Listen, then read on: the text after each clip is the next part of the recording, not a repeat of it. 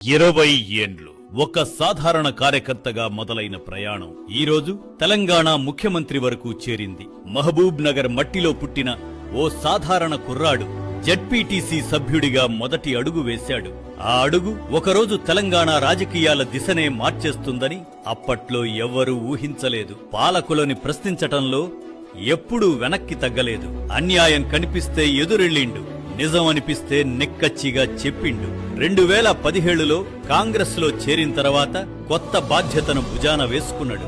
మల్కాజిగిరి నుంచి పార్లమెంటుకి వెళ్లి తర్వాత తెలంగాణ కాంగ్రెస్ కు నాయకత్వం వహిస్తూ కష్టకాలంలో పార్టీకి కొత్త ఊపిరి పోసిండు.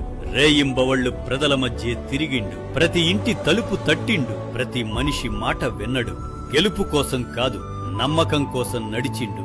ఆ పోరాటానికి ఫలితం 2023 20 ఏండ్ల కష్టం. ప్రజా ఆశీర్వాదంతో కష్టం విజయంగా మారింది. కాంగ్రెస్ జెండా తెలంగాణలో రెపరెపలాడింది. ఒక జెడ్పీటీసీ సభ్యుడిగా మొదలైన ప్రయాణం తెలంగాణ ముఖ్యమంత్రి పదవి వరకు చేరింది. రేవంత్ అన్న పేరు అంటే పోరాటం, ధైర్యం, మాట మీద నిలబడే తత్వం, ప్రజల కోసం నడిచే